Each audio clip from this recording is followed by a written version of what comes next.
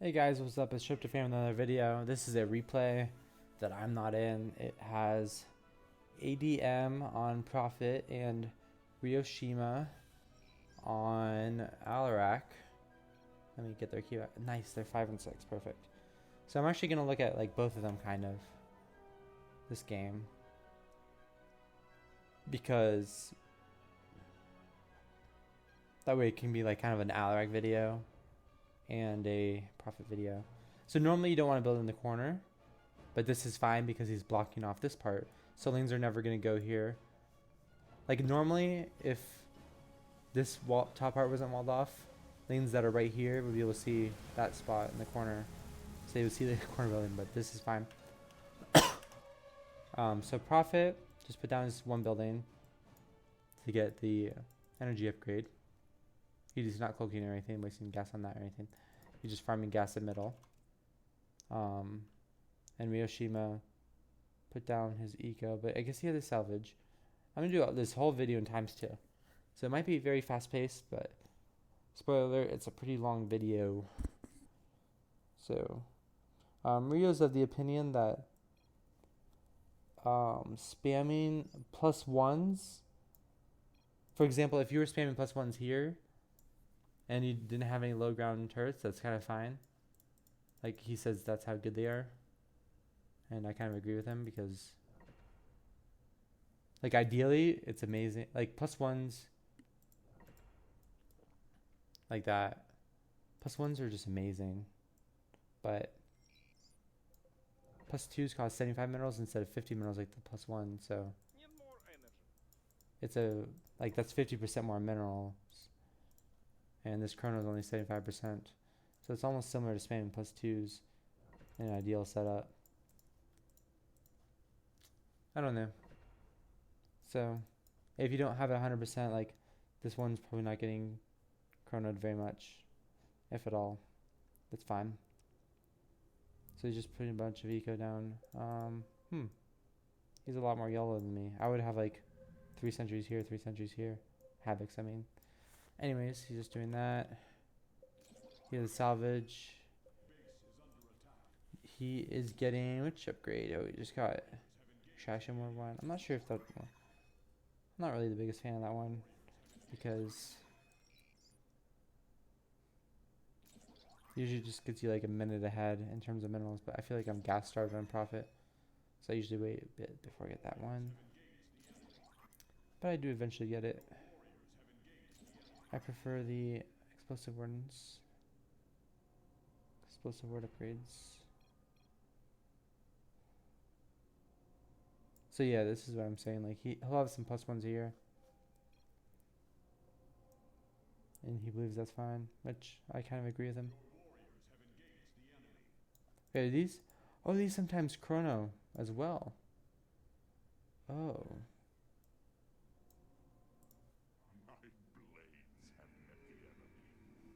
Interesting. So,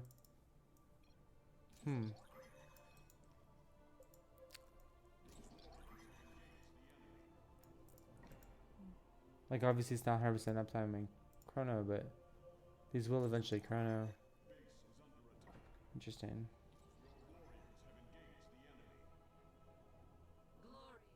So you just kind of eco in here.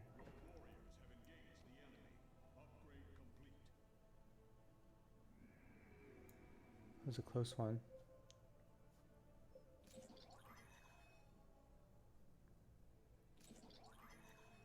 You know, it's crazy to me. Alarak is still considered OP right now, and he's undergone so many nerfs. And the only buff he got was, I believe the only buff he got was no more pylon requirement. I find that so funny. I wonder if people just didn't really know how to play him.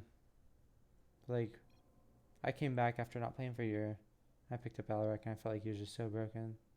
And so I made a couple videos on him for that reason. But it was very clunky with that pylon. Like it felt like it took me like twice as long to set up bases, if not longer, because my probe would just get stuck and it was super frustrating. We're spacing out the probes. It's like why tech can make bases much faster than Spirit, despite having a much more complicated setup. Nice, Swiftly got out. No. So he was able to expand the space in the meantime. So he's getting, I think he's at, yeah, he's got 2 upgrades in armor, the Prophet does. He got this upgrade, that was the energy upgrade, and then he got the extraction upgrade. And now he's starting to get the explosive ward upgrades, which are OP. Let's see what his gas looks like. He's a little bit starved on gas. Explosive wards are how you get the gas, in my opinion.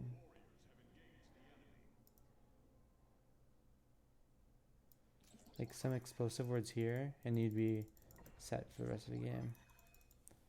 And hypothetically, if the hunter never creates units around him, then it'll just take him like 10 minutes to get around the map, and your team should win if they're decent at all.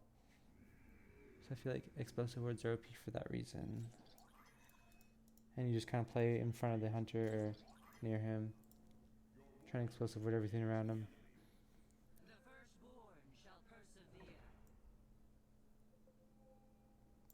And one nice thing about these +2s is they're so... Oh, I think they got nerfed. The HP. They would go from like 100 to 150, 150. It would just be super strong. So Ryo snuck behind him, kind of. Like the hunter was going around the map counterclockwise, and Ryo got past him. That's pretty important.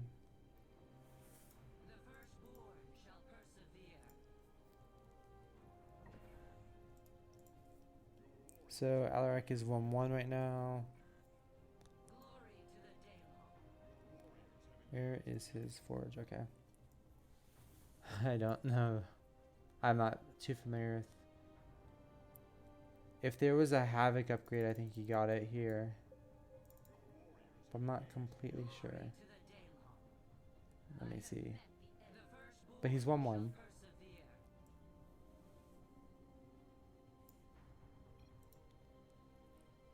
Oh my god. Forgot to do this. This warden is rich. And he just died. Wow.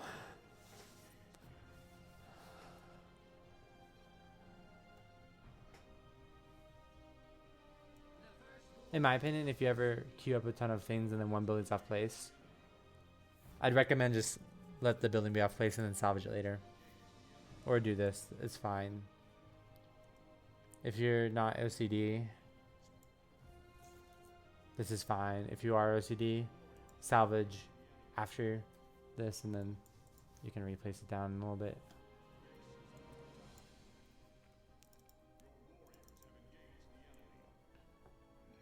But yeah, see, like when you have multi-cliff, there's 100% chrono uptime. But when you have it just like up here, it's a pretty low uptime and chrono, but I guess you do get chrono eventually for a little bit of time.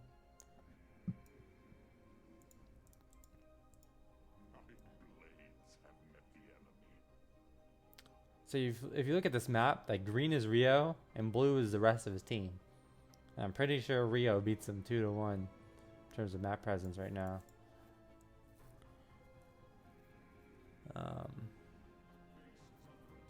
He even just got a little bit of gas there. Let's see what he does with that.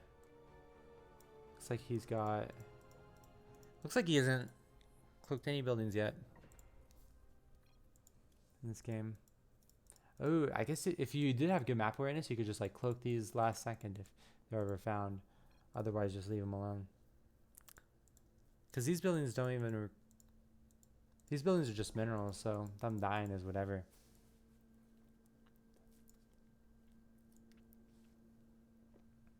But I'd really love to see some explosive wards on these Hydras for 1 to slow down his rotation, 2 gets you every upgrade you could ever want. I feel like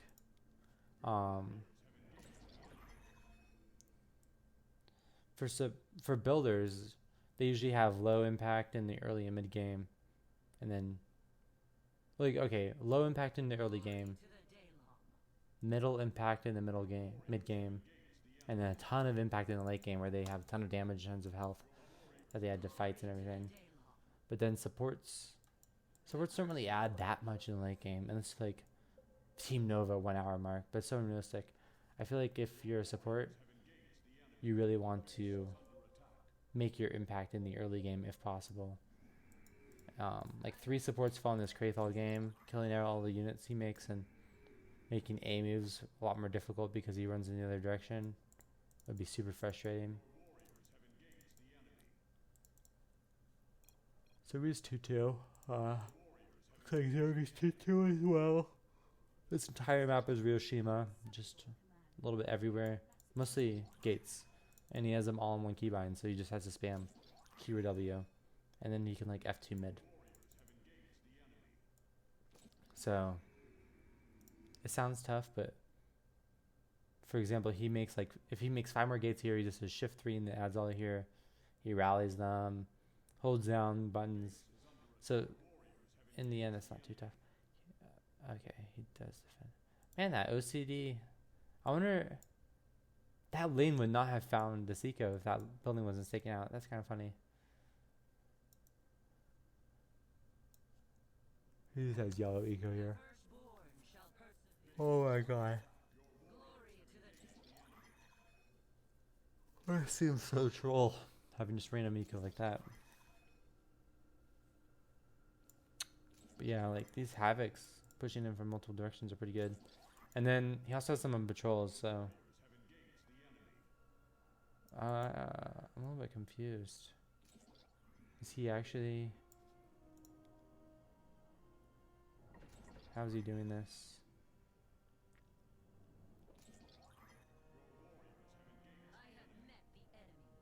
Is he not F2ing at mid? He might be. Let's see.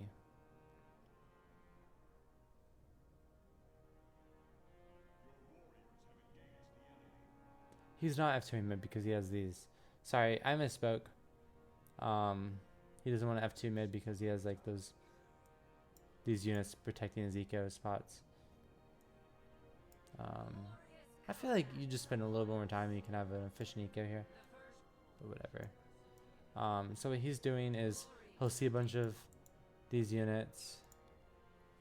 Yeah, and then he'll patrol them. Usually via the mini map if he's attacking. Which is why they have like crazy paths. Which also makes them unpredictable. They'll kill random tumors and everything. It's pretty strong. It's like almost ideal, in my opinion. The only thing better would be being an alpha star and microing each individual Havoc.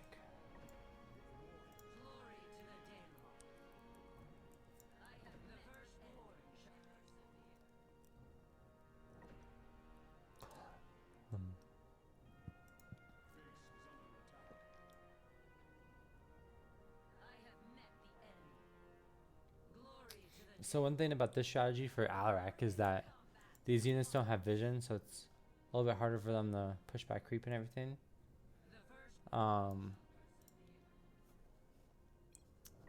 But the pro is that they're really cheap on Alarak, and his eco is amazing. So that's like the pros and cons of Alarak. There's other classes like Ares which can do this, which would have good eco and vision, but vultures are not as strong as those Havocs. Like a lot of classes can do some shots of this where they just rally mid. Helios can do it too. The con for him is weak eco, but then he has Dragoons which are pretty strong, and they're infinite.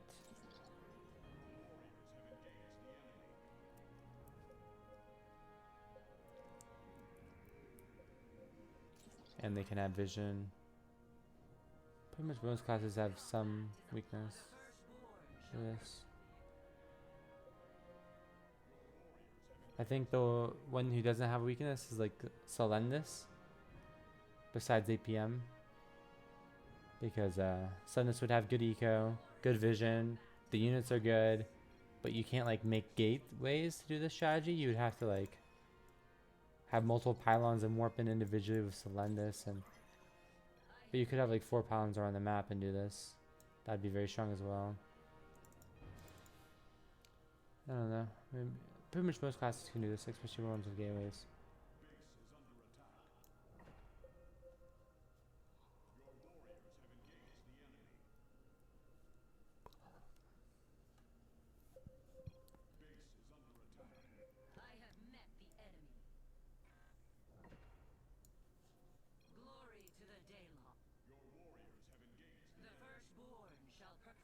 So especially since everyone is auto creeping now, and there's no creep on this map, it's gonna be impossible for Linus to like get in-game eco. They barely have any space to eco in the first place. And yeah. So that makes it much more doable for like a 1v1 or 2v2. This summary thing keeps disappearing. It's a little frustrating. But it looks like it's Prophet, Alarak, and Warfield versus them. And where's Alarak? If Alarak dies, it's 2v2. I don't know anything about this replay. But it looks like, you know, Riyoshima was just trying to eco. But, yeah, this is like a good playstyle to show, because I don't think I have anything like that. And this is pretty much how Riyoshima plays every single class, with like just a little bit of buildings everywhere.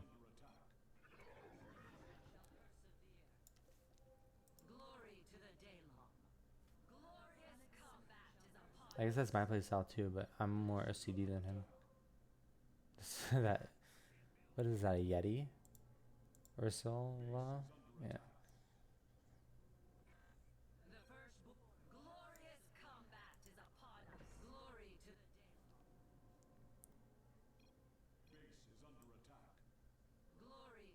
Oh, so they made layers. That's actually pretty smart. And like manual eco. More room.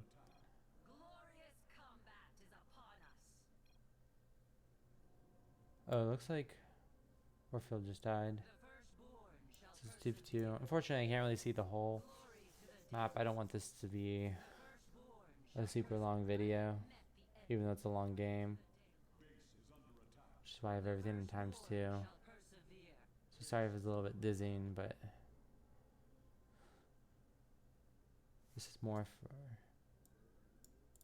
I mean, I'm pretty sure he has all 3-3 everything. Oh, he doesn't have 3-3. He has 2-2. Yeah, that's another thing. You do not need 3-3 on like 90% of your games. If you think about how many games you have 3-3 and you make an army, like what percentage of games that is, it's probably not that many, and it's probably only versus bad Zergs, where you would have won no matter what you did. So if you just pretend like 3-3 doesn't exist and go 2-2, I think you'll have a lot more fun. And I'm probably speaking to like 99% of the player base right now when I say that. Ooh, that's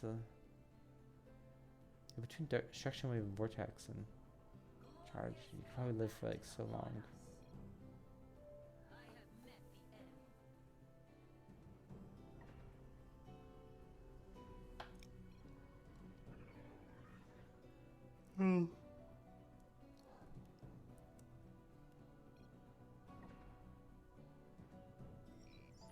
That's why those teleport things are being.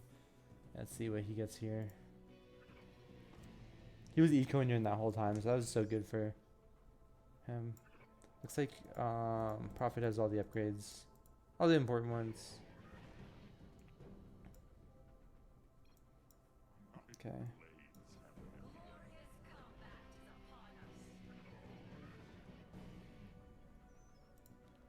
I almost would have liked to see like the Prophet simp here and here.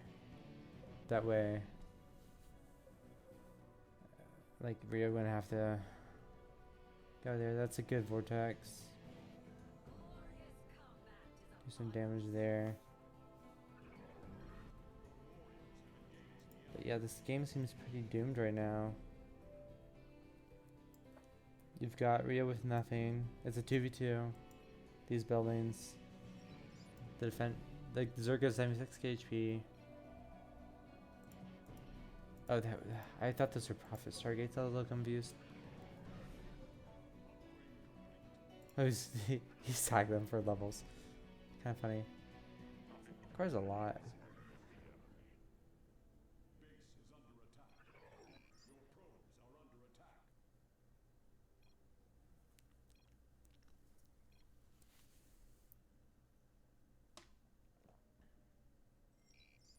Now imagine if like just anyone was alive, just ecoing like top right now, they'd be so rich.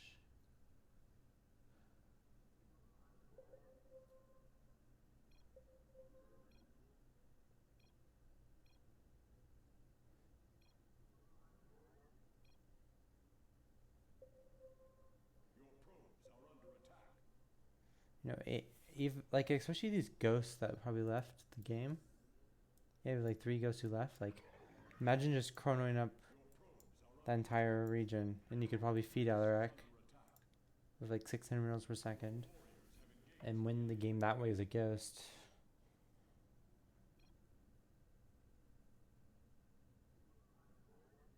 Or yeah, I'm just making outposts and stuff. Like, I feel like ghosts are a lot more important than I think, but it might be too boring for some people.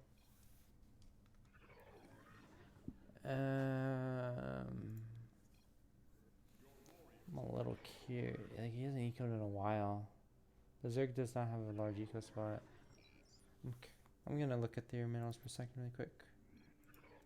Dragon King's at Lem 4. That's really low. Did he leave? He did leave. I have no idea when he left. He's at 2112, which is like a third or a quarter of what most people would have. He might have left from the beginning of the game, to be honest. But solo Zerg on decent.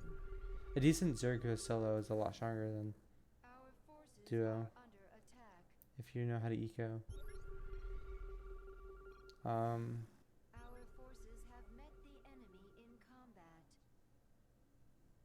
If you play solo Zerg, just try and kill a lot of outposts, and then get like 18-minute lane vision or something, and like lane speed and everything. You'll see a lot of people just randomly die and lose their eco and leave the game, and like you'll just win the game without even trying. Riyoshima. So let's stop with that. Add this again. He hasn't had eco in a while.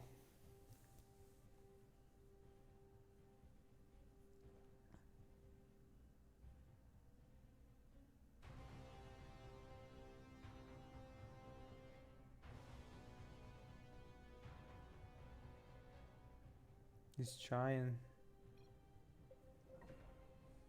The map is pretty empty though.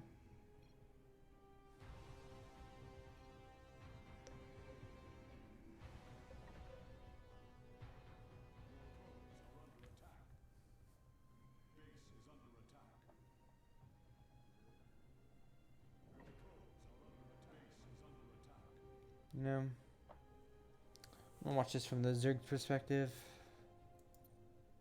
I'm very curious.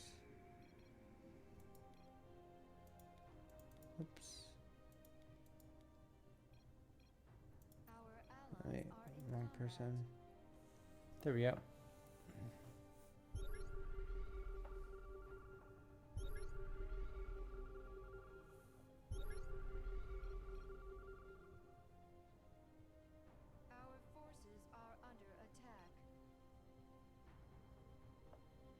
That's good that he's clearing some rocks for better pathing.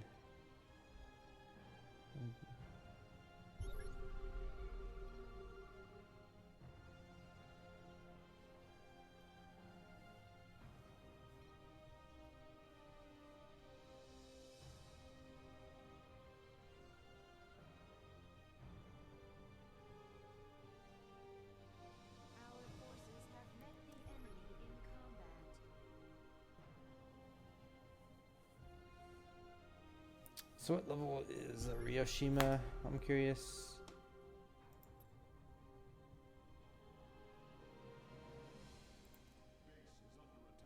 He's got 3 armor.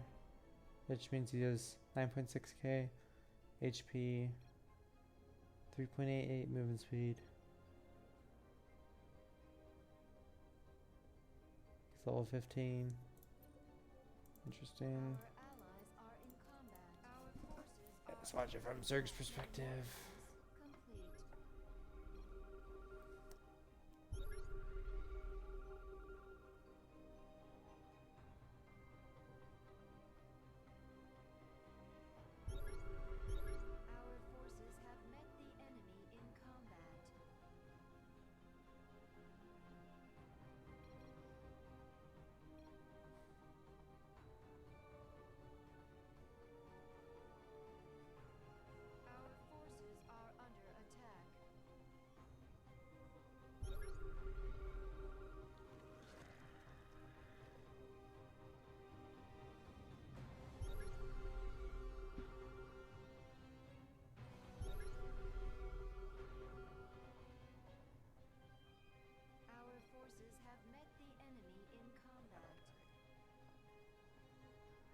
It'd be fun to see like 80 Alaraks just running around like this.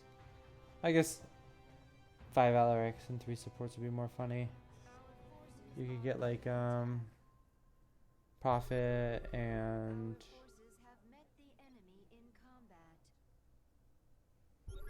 just people who want to die. Maybe DT would be super strong.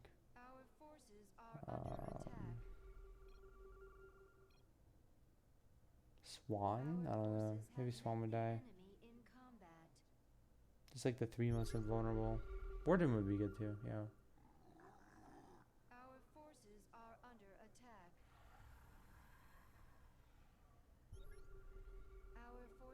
Pretty sure he was just stealing, but he was just eating them. So he's level 16 now. Yeah, I'm pretty sure he was just sacrificing those units. So he did sneak up an eco up here. That's good.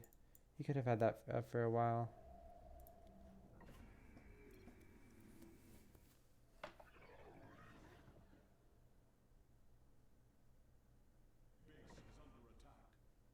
Banelings are a good move here, I think. Because lanes only get 1 attack off usually.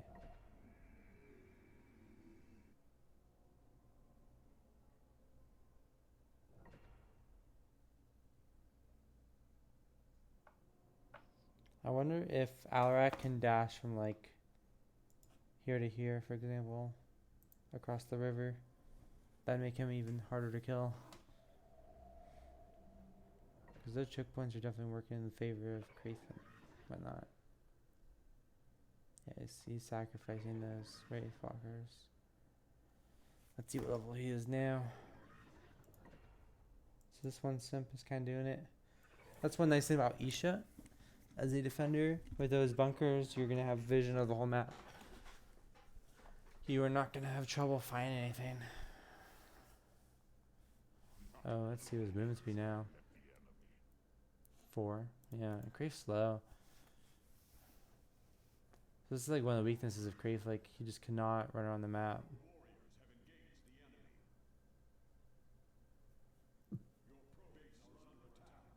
So technically he should have like no kill potential for most things.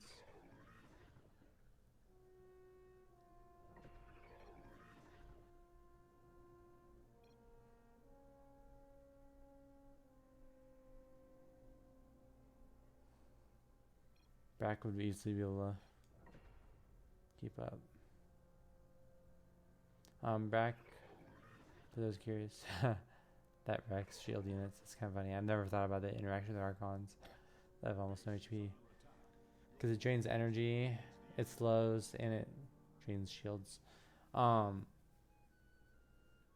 for those curious and who haven't played Brack much, Brack has a lot of movement speed in the later levels, very slow in the early game. So early game, Brack is a base breaker because he has an AoE auto attack. And then late game, he's a hero hunter, which is almost like the opposite of what you want, right? Like early game, you want to be a hero hunter, and then late game, you want to be a base breaker. But yeah, it's kind of an interesting interaction. Or late game, he just gets so fast. Yeah.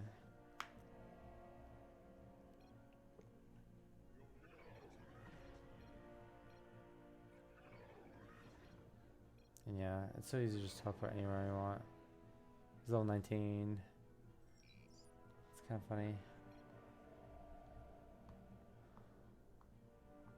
The end levels. Here, it's gonna take so much.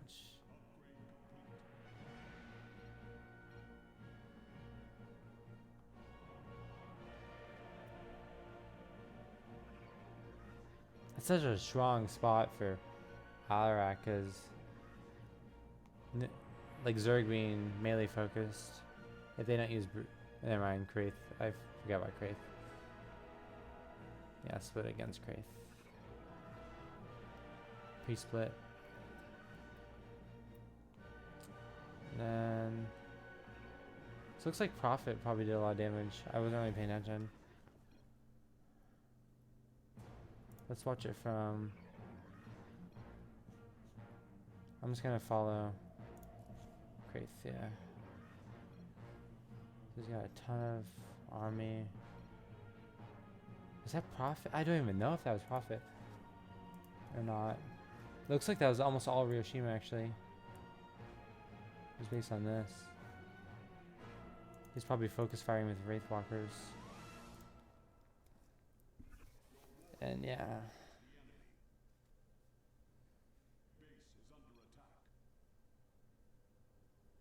Yeah, this makes me want to play Alarak too. But you really gotta focus on +1s with Alarak now. If you're gonna play him.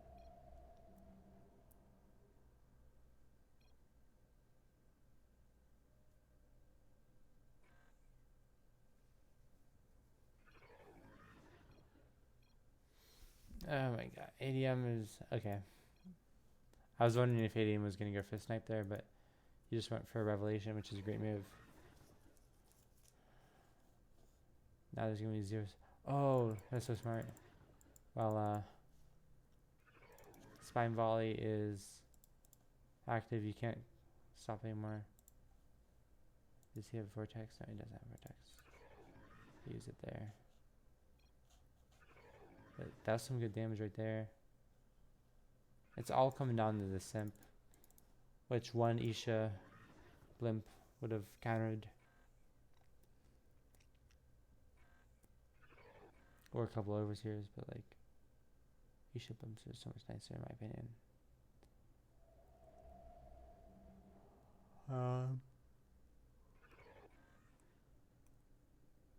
You know, honestly, in this situation, I would not have tried to kill the Alarak. I would have tried to kill the Prophet. This Prophet is a lot more killable in my opinion. Can surround with Brutas. Whereas Alarak can TP, he can dash, he can charge, he can do his destruction wave. He's really tanky. He's got a lot of options if you can reshake him. And yeah, Rio's showing like you don't even need high ground, low ground, late game. You just need an early game to get that exponential eco started with +1s. To get that early mid game and late game. Yeah, so one thing I don't like about this comp of Alarak Prophet is these Brudas counter both. So I feel like for synergies usually you want one class that counters like Psalms, and one class that counters like Brutas and Creepers and stuff. So like I don't know.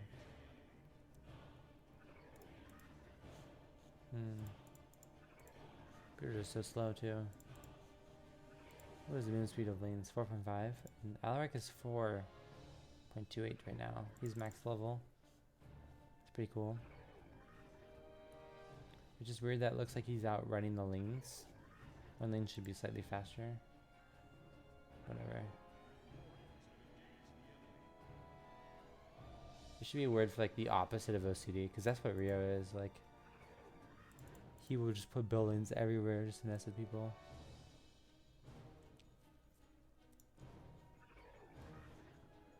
Ooh, one nice thing about Revelation is it's a substitute for like vision. It's like his vision of stuff he normally wanted.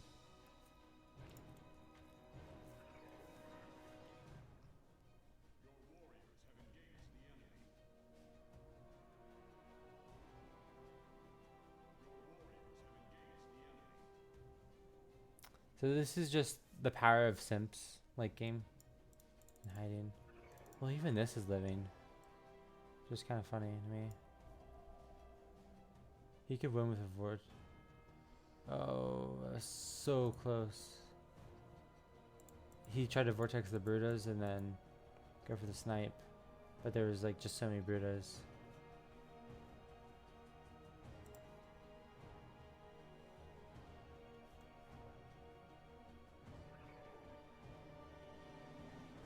If he waits for another vortex, he can do it.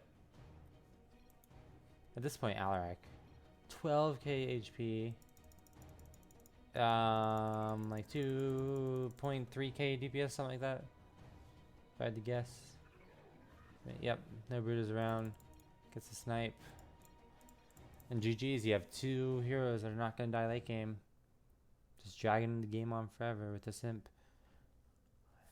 Oh well, GG's. See you guys in the next video. Peace.